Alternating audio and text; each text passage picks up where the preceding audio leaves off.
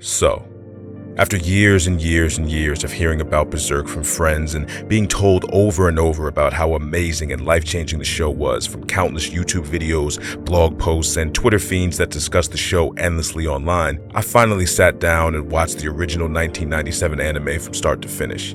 I had no clue what I was getting myself into, but after binging the show's 10-hour, 25-episode run, I'm still not sure that I can adequately put into words just how I feel about that experience.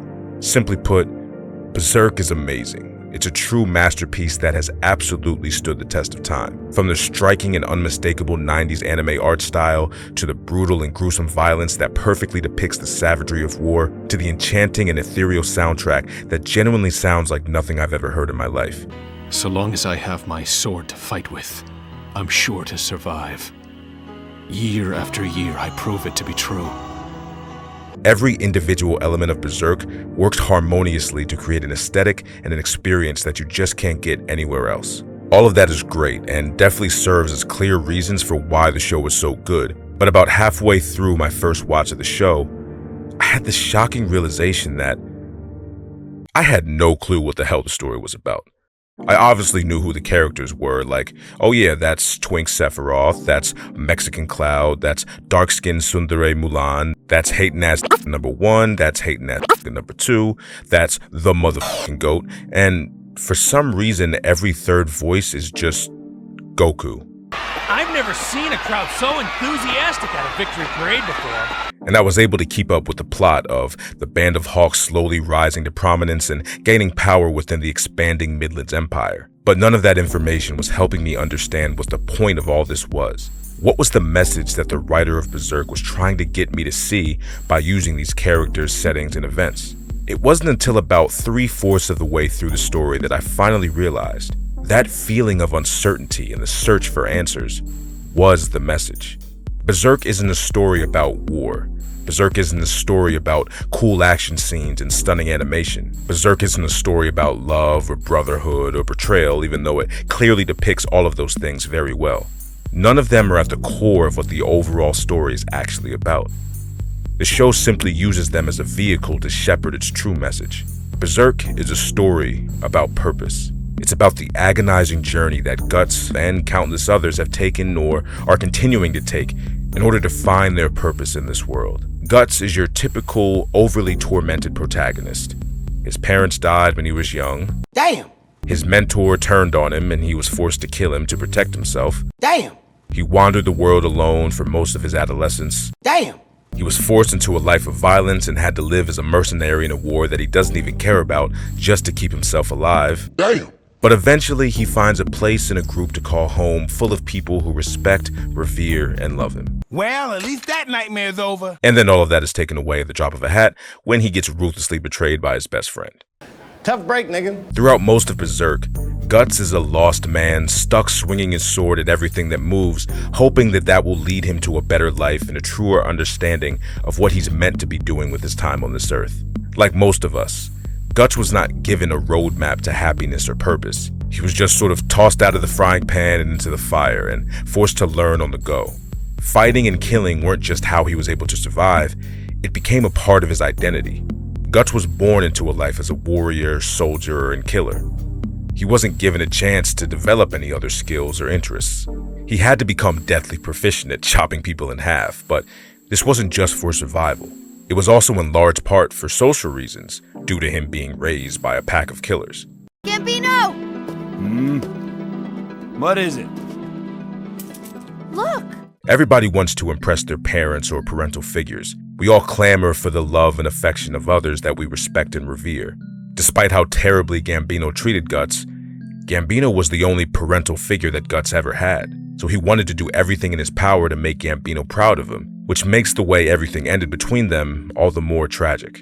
All of this fighting from a young age is what set Guts on the path to become a lifelong warrior, and this is what leads him to become a literal legend on the battlefield in his older years. Much of Berserk's story shows Guts accomplishing unbelievable feat after unbelievable feat in battle, even though the animation of 1997 might not be on par with the Mappa sweatshops of the 2020s.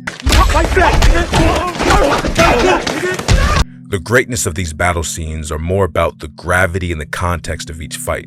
It's the stakes of the story, it's the stakes of every individual fight and the lives that depend on Guts that makes these fights so exhilarating. While I do really like a lot of the battle scenes in Berserk, I gotta say I think that my favorite parts, and the parts that made me fall in love with the show, are the moments after the big battles. The moments where Guts is just sitting on some hilltop, looking out at the skyline and giving a long-winded monologue about the meaning of life and his place in the world, all while the incredible theme of his blares in the background. I've never had anything except my sword. I don't want to die. For me, that is the only reason I keep fighting. There is nothing to save myself for or give myself to. I fight because I know nothing else. This is a certified hood classic. At a certain point in the show, it appears that Guts has everything that he could reasonably want. He has a band of brothers, and Casca, who he can call family. He has the honor and respect of an entire nation for his incredible skills on the battlefield that have led to so many victories. He has the title and a purpose of being the Hawks' top commander. He has a woman that he loves, whether he likes to admit it or not, and a best friend who he would do anything for and would conversely do anything for him. He should be happy and content. But he's not. Guts has so many things that other people would kill to have, and he's attained it all using his own strength, will, and hard work. But he's attained it all in the name of another man's dream. Guts is Griffith's right-hand man. The Hawks are Griffith's army. Guts fights and puts his life on the line for Griffith's dream of ultimate power. As great as the spoils of Griffith's war have been for Guts, there are some people who will just never be satisfied living the dream of others. They need to find their own way in life and chase a dream of their own design. Guts gave up a relatively comfortable and potentially happy life with the Hawks because he knew he could never truly feel fulfilled unless he found his own way in life. This decision caused him more suffering, and it also caused the family that he left behind to suffer as well. But it was a decision that he had to make. It's during his time away from the Hawks that Guts speaks with the blacksmith who made his big-ass sword and other weapons and armor. And this scene near the end of his visit with the blacksmith is one of the coldest fucking speeches in any show that I've ever seen. I spent my youth desperate to forge a better sword, become a more skilled smith. Before I knew it, I was old. I don't even know what the hell I strike the iron for.